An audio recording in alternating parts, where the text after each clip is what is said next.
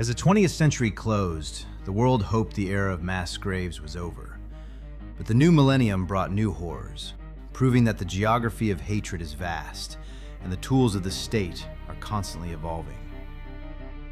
From the scorched villages of Darfur to the digital surveillance state of Xinjiang, the world has been forced to confront a painful reality. Never again was never a guarantee. It was a promise too often left unfulfilled. In 2003, in the Darfur region of Sudan, the government responded to a local rebellion not with a conventional military campaign, but with a campaign of ethnic cleansing.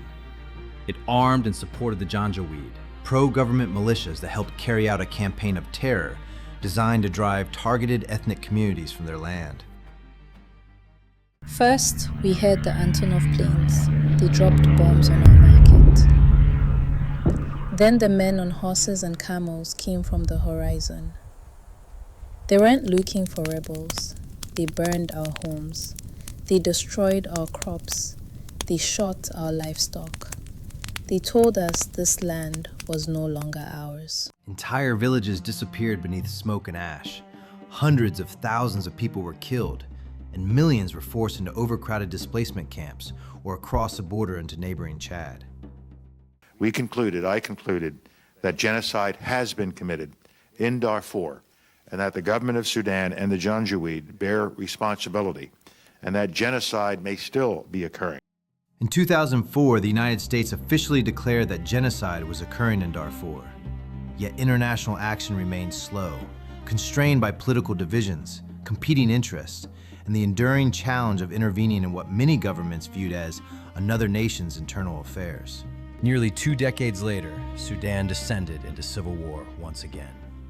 In 2023, fighting erupted between the Sudanese armed forces and the Rapid Support Forces, the RSF, a paramilitary force that grew out of the Janjaweed militias. In Darfur, the nightmare returned. Ethnic targeting, massacres, displacement, and widespread attacks on civilians. 20 years after the world promised never again, the people of Darfur were once again running for their lives. But atrocities in the 21st century do not always look like Darfur. In China's Xinjiang Uyghur Autonomous Region, repression took a different form. It did not resemble a burning village. It resembled a high-security detention complex. Beginning in 2017, the Chinese government detained an estimated 1 million or more Uyghurs and other Turkic Muslims in facilities it described as vocational education and training centers, arguing they were necessary to combat extremism and separatism. Scan complete. Biometric data synchronized. Subject 792 identified near mosque entrance. Flagged for abnormal behavior. Dispatching transport to re-education facility. Former detainees, researchers, and human rights organizations describe something larger than imprisonment, an effort to reshape the way an entire population lived, worked, worshipped, spoke, and understood its identity. Inside the centers, former detainees describe coercion, punishment, political indoctrination, and pressure to abandon religious and cultural practices. China described the facilities as vocational schools, designed to provide education and combat extremism. But leaked internal Chinese government documents known as the China Cables reinforce key elements of detainee accounts. An operations manual for the facilities detailed strict security, escape prevention, rigid discipline, ideological education, Mandarin language instruction, and a point system for evaluating detainees prior to release. Outside the camps, the pressure extended into everyday life. Mosques were monitored or closed. Religious practice was restricted. Families were separated. And Uyghur children were increasingly educated within state institutions.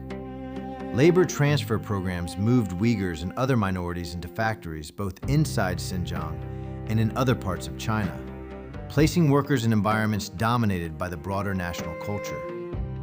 At the same time, widespread facial recognition, biometric databases, police checkpoints, artificial intelligence, and digital surveillance gave the state an unprecedented ability to monitor ordinary behavior.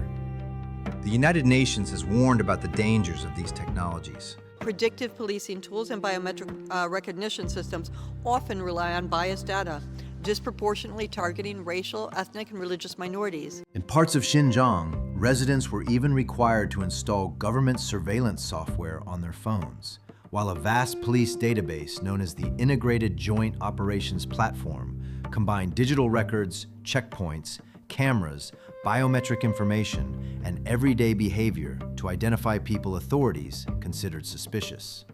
And there was another allegation, one that went directly to the legal definition of genocide.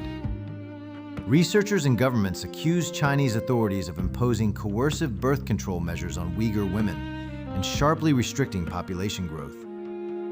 China rejects those accusations and says reproductive policies were applied lawfully and increasingly equally among ethnic groups. They took my husband to the school 2 years ago. I have not heard his voice since. Now, a big brother from the party lives in my home to watch everything we do. They tell me my language is backward. They tell me my faith is dangerous. They want to hollow us out until nothing remains but obedience. Beginning in 2021, the United States and several other national legislatures declared that China's actions constituted genocide and crimes against humanity.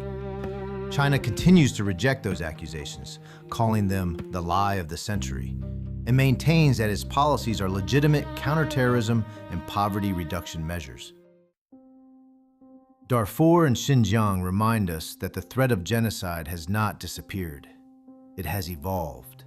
Whether it is a horseman carrying a torch across a village, or a surveillance camera guided by artificial intelligence, the objective is strikingly similar: to control, erase, or destroy a group deemed disloyal or undesirable. These are not distant chapters in a history book. They are the headlines of our own time. This history is not finished. Around the world today, allegations of genocide, ethnic cleansing, and crimes against humanity continue to be investigated and debated. The responsibility to recognize warning signs does not belong only to historians. It belongs to every generation. Across every case we've explored, the pattern is unmistakable. The victims changed, the flags changed, the slogans changed. Human nature did not. Yet the mechanics of cruelty remain remarkably consistent. First, you divide people into us and them. Then, you demand obedience and spread propaganda. You call them vermin, traitors, or simply the enemy. Next, a crisis, real or imagined, becomes the justification for extraordinary measures. And then, for the greater good, violence becomes necessary. It doesn't begin with a gas chamber or a killing field. It begins with a whisper, a joke, a label on a door. It begins when ordinary people accept that someone else's rights matter less than their own fears. But perhaps the most important lesson takes us back to where we began: division. Human beings divide themselves naturally. We choose teams. We wear different colors. We compete. We celebrate when our side wins. There is nothing inherently dangerous about belonging to a group. It gives us identity, community, and purpose. But psychology reveals something uncomfortable. Once we divide the world into us and them, we don't always judge both sides by the same rules. We excuse behavior from our side that we condemn from theirs. And we often recognize that bias more easily in others than in ourselves. Under the wrong conditions, an opponent becomes an enemy. Different becomes inferior. Inferior becomes dangerous. And dangerous becomes something that must be removed. The people who lived through the atrocities of the past didn't know they were living in a future history lesson. They were living in the present, just as we are. Division itself is not the danger. The danger begins when someone teaches us what to do with it.